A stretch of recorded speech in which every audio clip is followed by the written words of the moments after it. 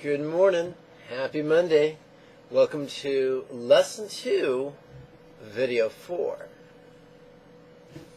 So, I want to jump right into it. But this is not going to make any sense unless you are looking at the latest version of the PDF entitled First Set of Lesson Texts. So you can download your free latest copy of that PDF by going to the second link right below the video. So if you're watching this and you don't see a link before the video, that's probably because you're not watching it on its dedicated YouTube page. Don't worry, easy fix. So in the lower right hand corner there's a little YouTube icon. Give that a click or two. That'll take you to the dedicated page.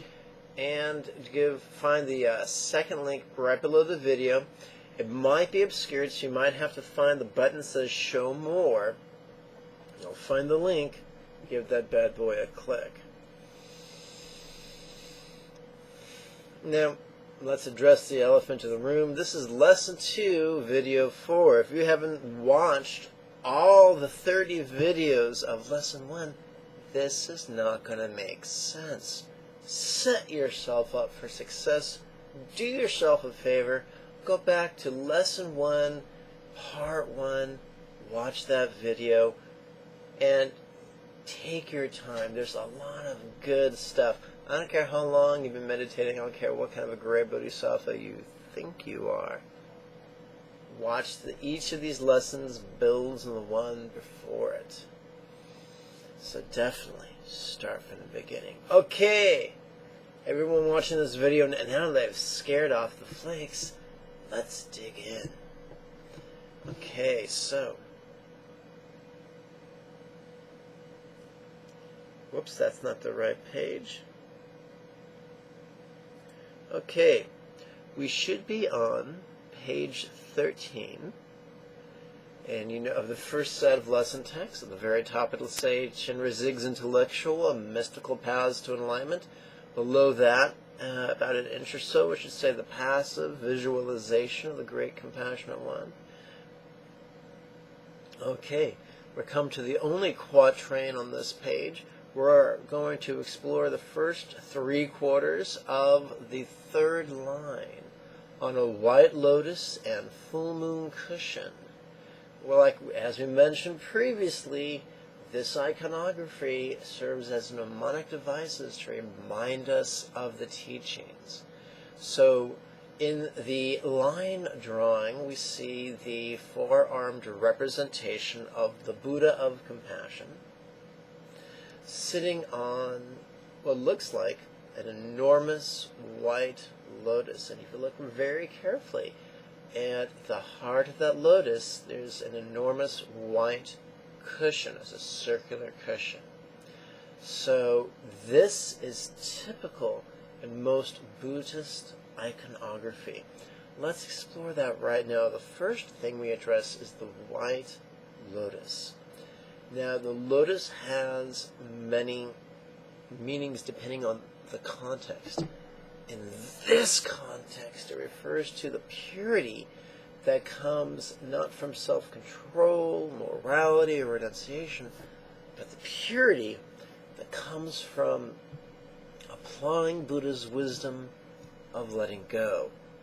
That in Buddhism, especially Mahayana Buddhism, we often speak about, boy, I'll tell you, the bugs made a feast of me last night. We often talk about the conventional and the ultimate. So, in Buddhism, the ultimate source of all purity is the wisdom of letting go. Sometimes translated as prajna, or from the Sanskrit word prajna. Other times translated from the Sanskrit word shunyata. So, to draw a stronger connection between this symbol and this idea, there's a rule of thumb I like to employ. When working with a simile, before you explore the figure, explore the object. So in this case, if we're going to use a white lotus as a simile for the wisdom of letting go, let's first explore a lotus. So, way back when, well, first of all, let's talk about a forgotten truth. Humans need water. No water, no life. Now, we've got it good. Every house has running water. And this year, water's still part of the public trust. And that's pretty awesome. But that's, go back 100 years, go back 200 years, you had to go to a well.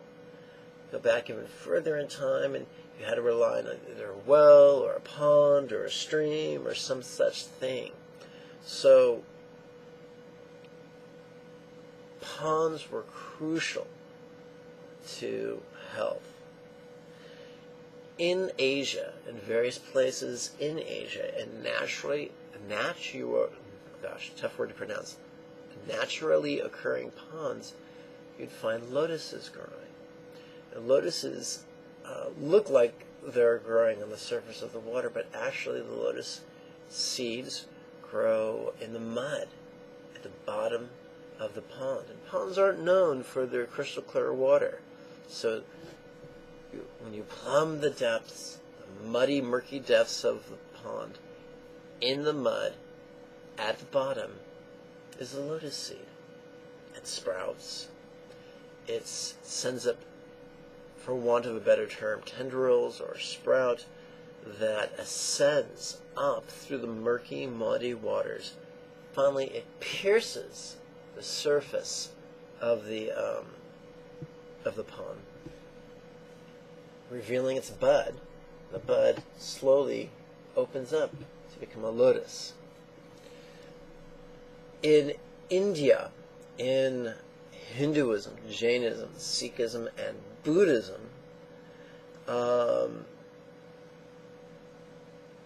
the lotus therefore became a metaphor for the spiritual journey.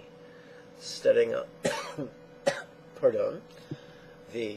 wherein just as the lotus seed begins in the mud, we begin pretty much in the mud of human existence. Complete slaves to our impulses, to our sufferings, and to the causes of our sufferings. A lot, like Homer Simpson. Homer Simpson's a slave to his impulses. If he sees a donut, he jumps on it. If he's angry at Bart, he throttles him. Not a lot of thought or hesitation going on between the ears of our friend, Homer J. Simpson. We've all been Homer J. Simpson. We've all been boobs, just like him. And so the seed in the mud at the bottom of the pond is a good simile for that state. What separates a boob from a bodhisattva is not the presence or absence of impulses or sufferings or the causes of sufferings, but rather our attitude towards them. Where a boob like Homer Simpson, that we've all been every now and again, is a complete slave to those impulses and those sufferings and their causes, bodhisattva rebels against the tyranny of his sufferings, their causes, and his impulses. And he does more than just rebel. He does more than just make a decision. Actually uses Buddhist techniques to gain further liberation from the tyranny of his impulses and sufferings and their causes. And so that journey of learning Buddha's techniques and applying them to our life and getting better and better and better at doing so is similar to the journey of the stem or the sprout from the lotus seed makes as it ascends to the muddy waters of the pond. Eventually the bud breaks the surface of the pond and blooms. And that's very similar to a bodhisattva becoming a Buddha. All a Buddha is a bodhisattva who's gotten so good at Buddha's mental yogas of devotion, awareness, love, and letting go.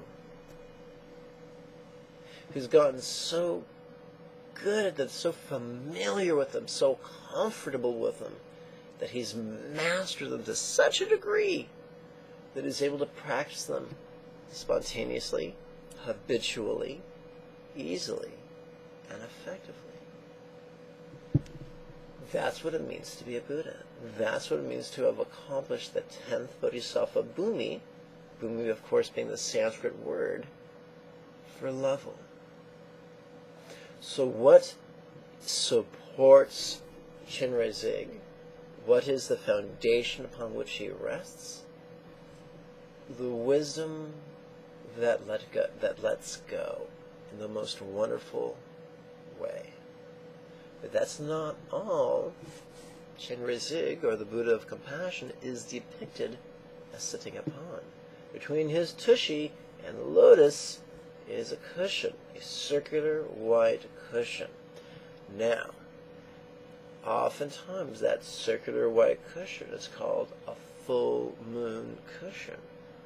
Why would they say full moon? Because a full moon is circular and it's white, superficially. But let's take a deeper look at the full moon. In summer in India is toasty. Why is that? Well, some people would tell you because India is approximately 16 feet from the sun.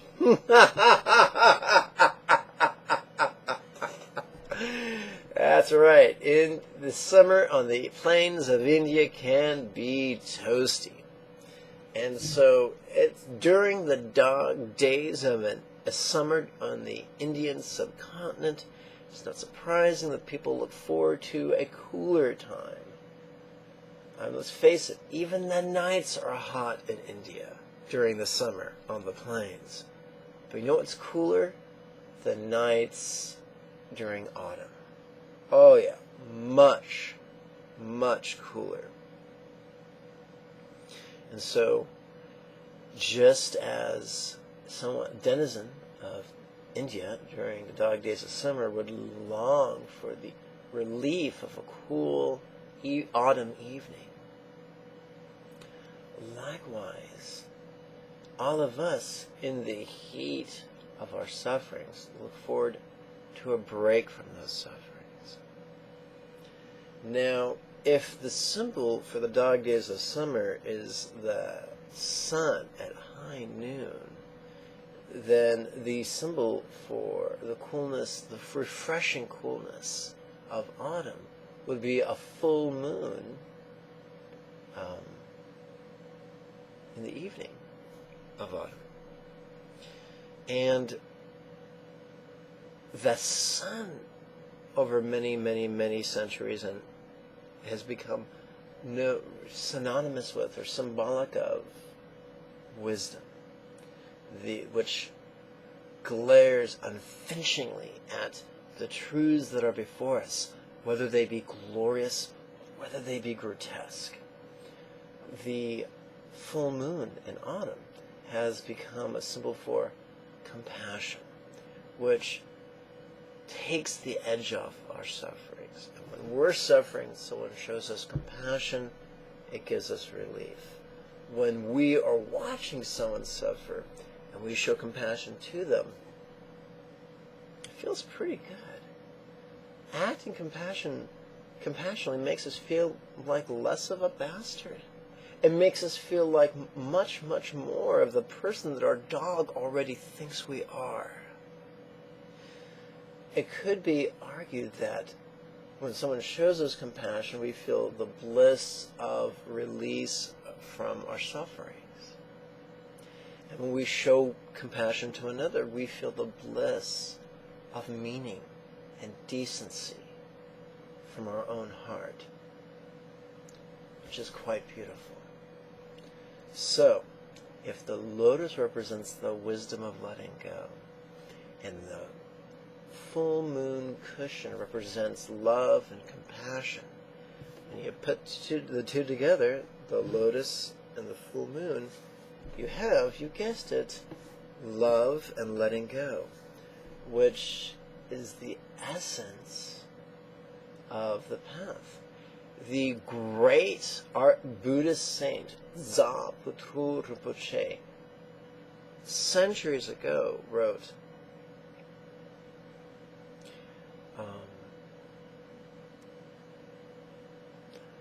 one Buddha, Chenrezig, is a synthesis of all Buddhas. One mantra, the sixth syllable, is a synthesis of all mantras.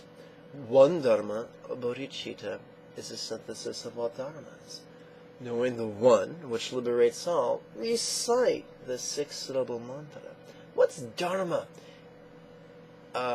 In this context, it means Buddha's teachings. So Gyatso Rinpoche was saying the synthesis, the essence of all the Buddha's teachings, all Buddha's 84,000 discourses, was bodhicitta. What's bodhicitta? Bodhi means enlightenment. Citta means mind. So what is this mindset of enlightenment? Ultimately, it's the wisdom of letting go. Conventionally, it's compassion and love. What's the synthesis of the compassion of conventional and ultimate bodhicitta? You guessed it, love and letting go. I like the words of Einstein, who said, and I'm going to paraphrase badly, any educated fool can make things more complicated, more difficult, and more violent. But it takes a touch of genius and a little bit of courage to move in the opposite direction. What's the opposite of direction? Doing things gentler, easy, in a manner that's more gentle, more easy, more simple, more practical. I'm going to once again translate and paraphrase Leonardo da Vinci quite poorly. He said simplicity is the essence or the highest form of elegance.